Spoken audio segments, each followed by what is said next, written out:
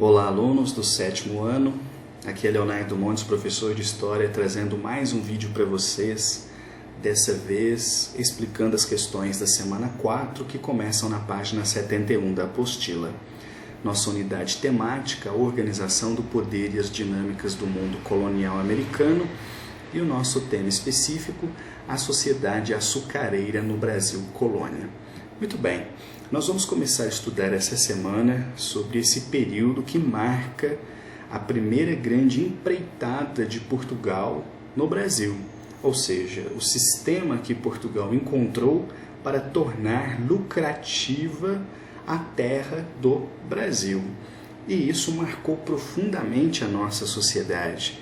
Durante muito tempo o Brasil exportava muito açúcar para a Europa, que por ser um continente, né, de temperaturas mais baixas do que a nossa, e acabava dificultando, né, o plantio da cana-de-açúcar. Isso era mais comum nos países de clima tropical.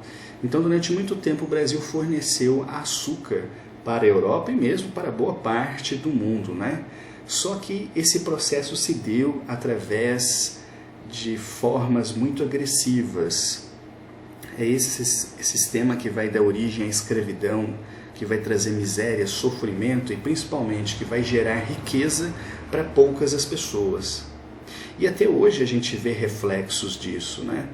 Aqui, por exemplo, na região de Uberaba existem várias usinas de cana-de-açúcar e algumas se dedicam à produção de açúcar e outras de etanol, que é o combustível, e outras apenas para etanol.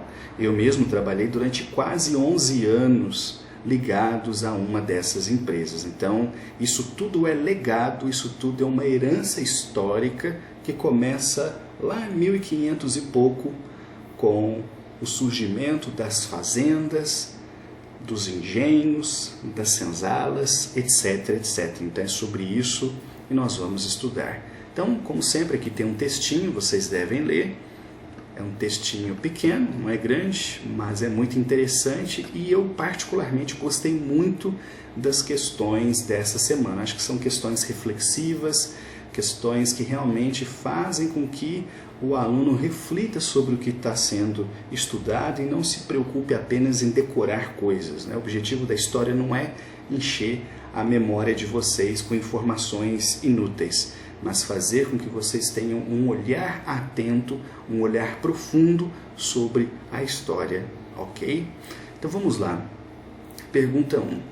Durante o período do predomínio da produção de açúcar no Brasil colônia, o Nordeste brasileiro representava o eixo econômico da nossa sociedade, pautada na desigualdade social, representada na concentração de riquezas nas mãos dos senhores de engenho, enquanto uma massa enorme de trabalhadores livres ou escravizados não vivenciavam as riquezas que a produção de açúcar gerava. Em sua opinião, o cenário político e social do Nordeste brasileiro é muito diferente do que ocorria no período colonial, no que abrange a concentração de renda? Nossa, olha que pergunta legal, né? Então, vamos por partes, né? Então, quando se fala Brasil colônia, nós estamos nos referindo ao período ali da descoberta, entre aspas, do Brasil, até 1822, com a sua independência. Então, o que aconteceu entre 1500 e 1800, ok? Esse período foi marcado, né, pela produção do açúcar, pelas fazendas de cana-de-açúcar, pelos engenhos e pela escravidão. A mão de obra que fazia esse serviço acontecer vinha da África escravizada, chegava ao Brasil sem direitos. E tinha também em seu entorno uma série de trabalhadores livres, ou seja, pessoas que não eram escravizadas e que atuavam direta ou indiretamente no comércio ou na produção da cana-de-açúcar, mas que não se beneficiavam dessa riqueza. Essa riqueza ia para a mão de poucas pessoas, no caso, os grandes fazendeiros, os grandes produtores.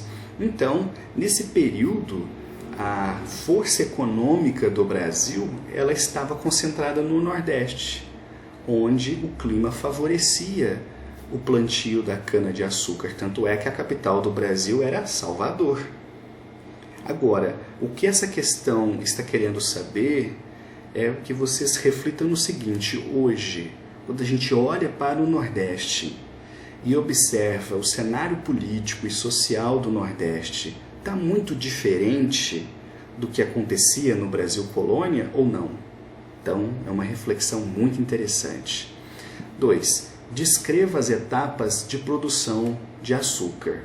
Então, aqui o texto está explicando como era feito, né? Desde o plantio, a colheita, a moagem, etc. Então, não tem segredo, é só ler o texto que vocês vão ver lá o passo a passo, desde a planta até o embarque do açúcar para a Europa. Está tudo explicadinho no texto. E vamos para 3. Elabore um pequeno parágrafo narrando como você imaginaria a vida de uma pessoa escravizada no Brasil.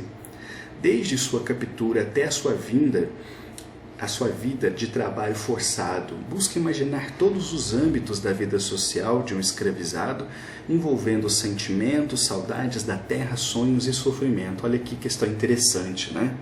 Ou seja, essa questão tem por objetivo fazer com que a gente tente se imaginar no lugar da pessoa escravizada. Então imagine o seguinte: imagine que de repente chega alguém, entra na sua casa, tira você de seus pais, te coloca num carro, te leva isso até um porto, bota você num navio, leva você para um outro país e lá chegando você recebe um novo nome, não pode mais ir à escola, não pode mais brincar, você agora é simplesmente um escravo, você está ali para trabalhar.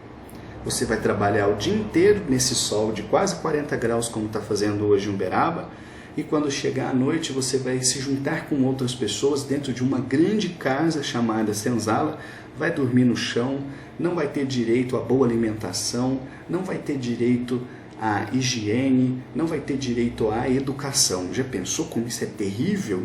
Pois foi exatamente isso que o Brasil fez durante 300 anos. Então, é neste sentido que você deve pensar para conseguir responder essa questão, ok? E essas são as atividades finalizando o PET 4. Qualquer dúvida, qualquer dificuldade, me chama, estou aqui para ajudá-los, ok? Um abraço, até a próxima.